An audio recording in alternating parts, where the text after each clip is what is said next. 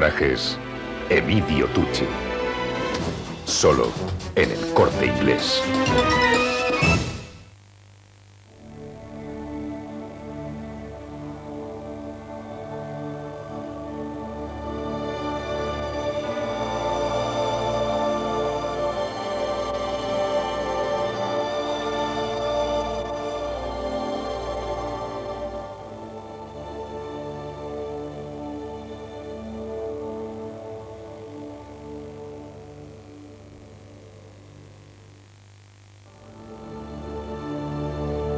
Quiero contarles algo que sucedió hace mucho tiempo, tantos como los que yo hace que nací en mi ciudad de Megápolis.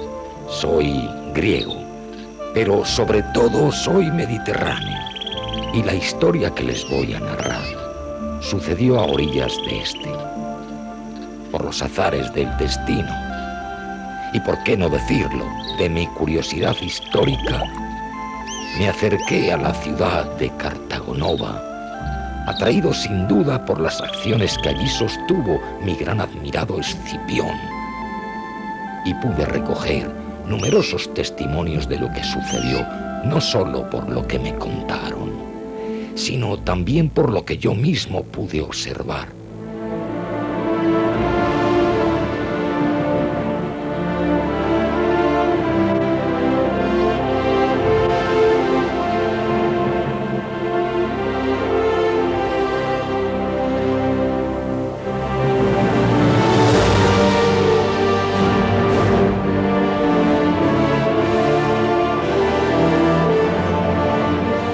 Por mi proximidad a los hechos, me considero en la obligación de narrarles la historia. Sí, la historia que hace más de 22 siglos fue testigo de uno de los mayores combates que jamás ha conocido nuestro mundo, el enfrentamiento entre Roma y Cartago.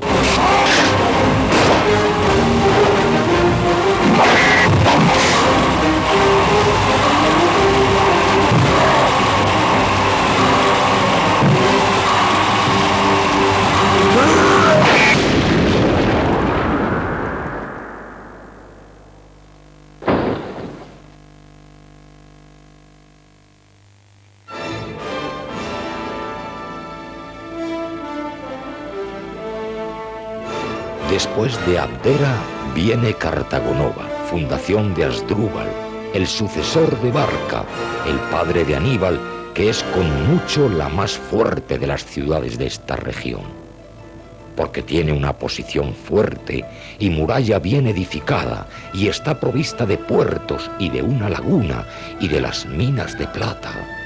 Y además hay mucha salazón por allí y en la región lindante.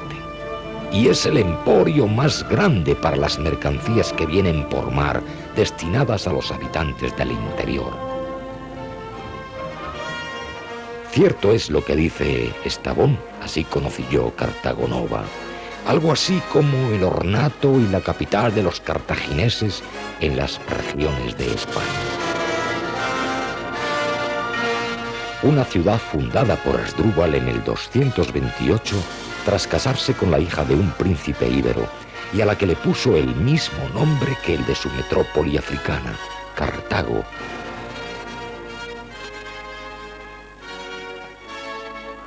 Y a la que luego llamamos, para diferenciarlas, Cártalas. Asdrúbal, como sucesor de su suegro Amílcar Barca, quiso continuar el proceso iniciado en el año 214 a.C., cuando, tras el fracaso de su enfrentamiento con Roma en la Primera Guerra Púnica, el Estado cartaginés necesitaba recuperar su prestigio y dotarse de medios económicos para pagar las fuertes cargas de importantes tributos de guerra impuestos por Roma. Ya no le bastaba con importar las materias primas de la península ibérica. Había que sustituir el antiguo control comercial administrativo por una conquista militar y el control directo de las regiones productoras de los recursos que Cartago precisaba. Para ello, se necesitaba de un concepto nuevo de ciudad que fuera el centro administrativo desde el que se pudiera controlar los territorios peninsulares.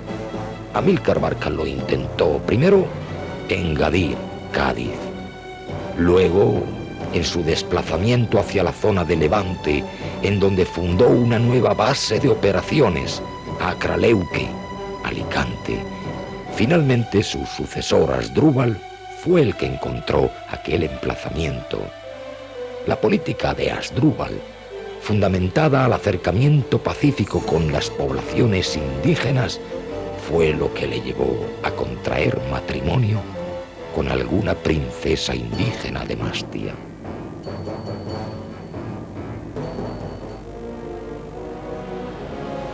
Sobre las posibles ruinas de Mastia, Asdrúbal encontró un territorio con una amplia y segura bahía, la riqueza en plata de sus alrededores, su proximidad a las costas del norte de África, su emplazamiento dentro de los tratados de Roma, la riqueza salina de sus playas cercanas tan buscadas por los púnicos para sus salazones, los amplios campos de esparto de su trascosta, tan útiles como imprescindibles para la fabricación de cordajes para los navíos. En definitiva, una suma de razones económicas, políticas, pero fundamentalmente ventajas militares y estratégicas de esta bahía. Asdrúbal se dio cuenta de esto y fue aquí donde fundó su nueva capital, en una península interior rodeada por una laguna y unida a tierra solo por un pequeño istmo. Cuando vi la ciudad, contemplé su situación, hacia el punto medio del litoral español, en un golfo orientado hacia el sudeste. En la boca del golfo hay una isla que estrecha enormemente el paso de penetración hacia adentro por sus flancos. Unas colinas ocupan el terreno restante, dos de ellas muy montuosas y escarpadas, y tres no tan elevadas, pero abruptas y difíciles de escalar. La colina más alta está al este de la ciudad y se precipita en el mar. En su cima se levanta un templo a Asclepios. Asdrúbal, que era un hombre que ejercitaba su mandato con unidad y realismo, vio en este territorio un lugar ideal para la fundación de una ciudad que sin duda contribuyó muchísimo a favorecer la política de los cartagineses.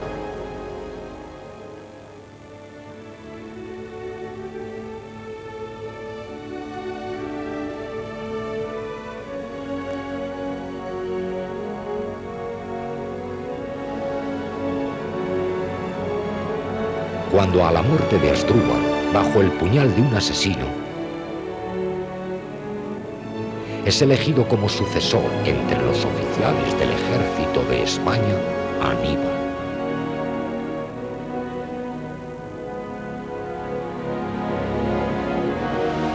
Sus recuerdos de la infancia le mostraban a su padre, Amílcar, combatiendo en países extranjeros. Siempre tuvo presente el juramento hecho a su padre sobre los altares de los dioses. Odio eterno e implacable a Roma. Y nunca dudó en cumplir dicho juramento. En realidad, odiaba como saben odiar los espíritus orientales, pero esto no fue en perjuicio de su verdadera valía como militar y dirigente. Su ascendiente sobre los hombres y los pueblos está fuera de duda. Y en la ciudad de Cartadás, donde tanto tiempo pasó, no fue ajena a su influyente personalidad. Allí es donde conoció y se casó con Emilce, que fue el comienzo de una relación inolvidable para ambos.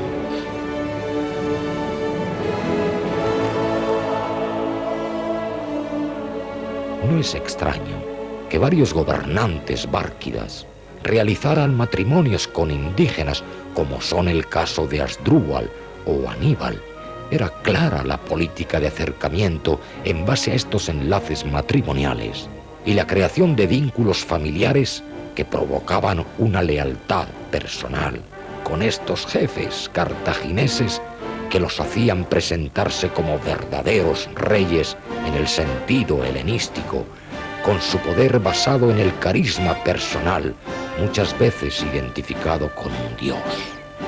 Así debieron de ver a Aníbal en Cartadas, más como rey que como un invasor. Desde su alto grado de astucia, que es uno de los caracteres distintivos del genio fenicio, rico en recursos y en estratagemas, estudiaba con inaudito cuidado las costumbres del enemigo que tenía que combatir, un hombre de estado, de primer orden, lo que le permitió la sumisión de aquel ejército compuesto de gentes de tan diversas razas y lenguas tan distintas, y que aún en los tiempos más difíciles no se sublevó contra él ni una sola vez.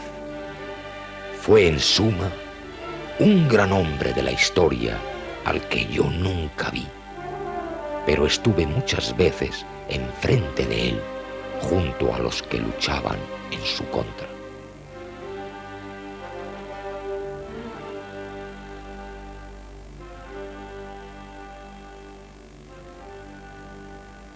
En el invierno no recuerdo si fue en el 220 o 219, Aníbal, desde Cartagonova, decide el ataque de Sagunto. Era un abierto desafío a Roma, más allá de razones personales o de la propia situación de la ciudad claramente favorable a Roma. Habían razones de tipo económico y estratégico. Los tendremos con nosotros. Con ellos la victoria será inapelable. Rápido, haz venir a los caudillos a mi presencia. ¿Pero no os dais cuenta de que estamos sucumbiendo ante los incontrolados deseos de guerra de Aníbal? ¿No os dais cuenta de que la invasión de Sagunto es una clara provocación a los romanos? El pretexto que utilizó Aníbal para atacar Sagunto fue la disputa entre saguntinos y sus vecinos, los turdetanos. Este ayudó a estos últimos y puso estrecho cerco a la ciudad. Resistió 8 meses, esperando la ayuda de Roma, pero finalmente, en el otoño del 219, era tomada al asalto. La matanza y el saqueo que Aníbal toleró a sus soldados fue extrema. Los pocos habitantes de Sagunto que sobrevivieron fueron vendidos como esclavos.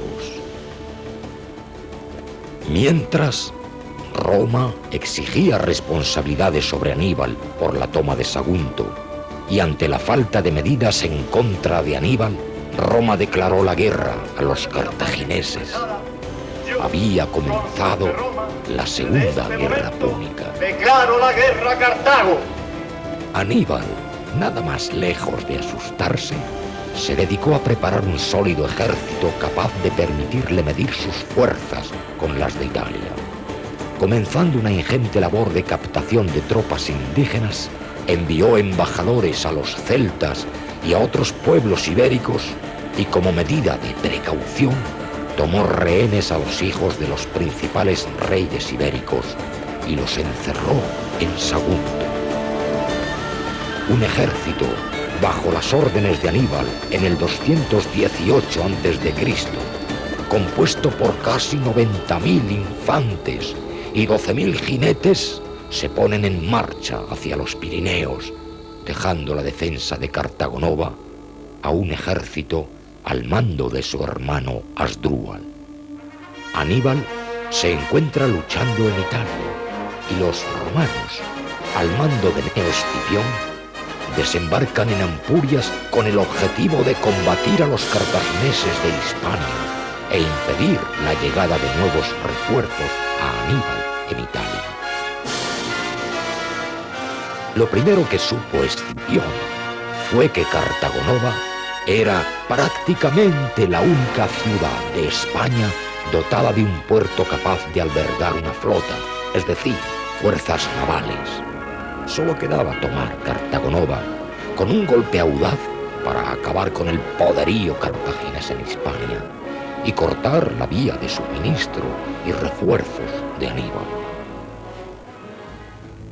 Según me contó mi gran amigo y confidente Cayo Lelio, que fue jefe de la flota de Publio Cornelio Escipión, la conquista de la ciudad ocurrió de esta manera. Publio Cornelio Escipión llegó en el otoño del 210 a.C. con la intención de controlar el territorio de la península ibérica. Se estableció en la ciudad de Tarraco y se preparó para pasar el invierno. Era el tiempo en que Magón ya había sometido a los que quería y se había establecido con sus tropas de nuevo en Cartagonova para pasar él también el invierno. Aprovechando la falta de cooperación entre los jefes púnicos y la gran distancia que separaba a estos ejércitos, Asdrúbal, el hermano de Aníbal, se situaba en Carpetania en torno a las minas de Cástulo. Magón, su hermano, defendía el estrecho de Gibraltar.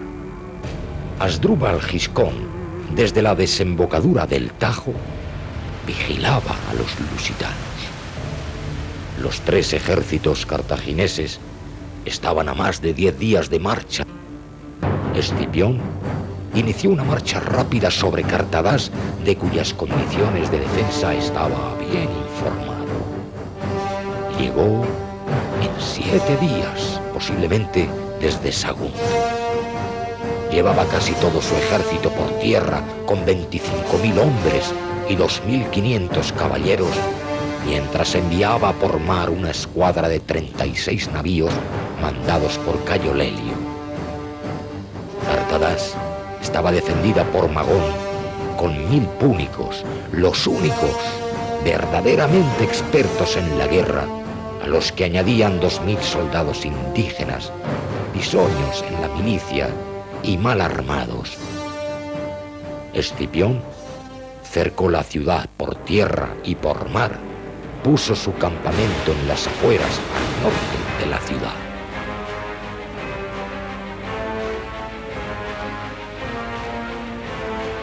Al día siguiente, mi amigo Cayo Lelio tomó posiciones controlando con las naves la mitad del perímetro de la ciudad. En el mismo momento en que Escipión, a toque de corneta, ordenó el asalto, Magón hizo salir por la puerta a su gente armada, creído que así aterrorizaría al enemigo y haría fracasar totalmente su tentativa, rompiendo el cerco romano. Pero el choque terminó con una victoria clara de los legionarios de Escipión, superiores en número y preparación. El repliegue a punto estuvo de dejar abiertas las puertas de la muralla y de facilitar el acceso a los propios soldados romanos. Escipión quiso aprovechar ese pánico para intentar un asalto a las murallas, pero resultaba inútil, porque las murallas eran excesivamente altas. Al menos distraía fuerzas mientras el simultáneo ataque se producía sobre las defensas que se orientaban hacia la bahía. El asalto conjuntado por mar se hizo aprovechando la bajamar, lo que permitía a los soldados vadear la playa desde las naves hasta los muros.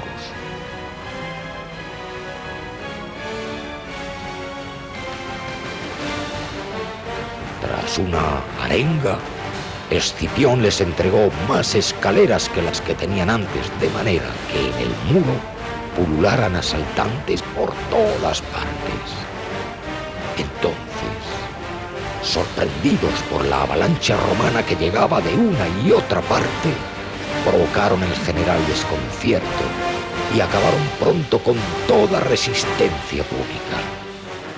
La caída de Cartadas suponía el más rudo golpe para la seguridad de los cartagineses en la península. mismo. Allí guardaban sus tesoros y rehenes el número de 300, provenientes de todas las tribus hostiles o aliadas. Allí encontró Escipión el modo de compensar a sus soldados con habilidad política. Procedió inmediatamente a liberar a los rehenes y a entregar la ciudad a los propios habitantes, a quienes los generales cartagineses tenían condenados a una situación de esclavitud.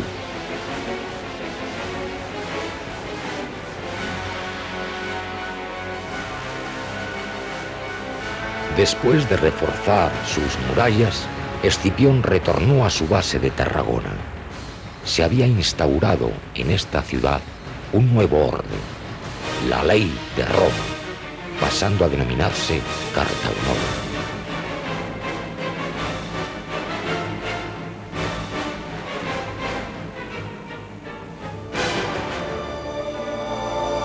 Bueno, así me lo contaron, y así lo transcribo.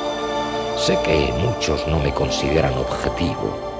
Pensarán que estoy influenciado por mi ligadura a la persona de Escipión, pues me consideran su panegirista. Pero al fin y al cabo, con mis errores, mis omisiones o mis falsedades, es la historia que cuento con mis fuentes obtenidas por personas que sí vivieron estos hechos, como Quinto Fabio Pictor o Silenio de Caleacte y Sosilo de Lacedemonia, de mis investigaciones en el archivo de los Escipiones y de mis visitas a Cartago Nova.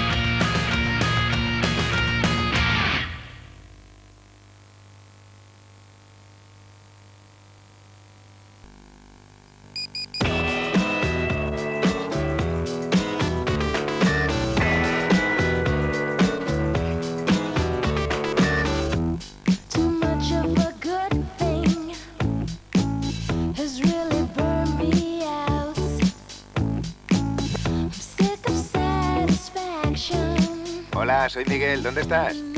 Fiesta en casa, a las 10.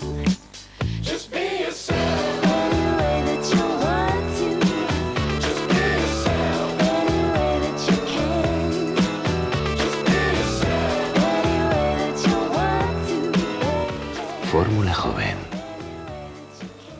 Muévete.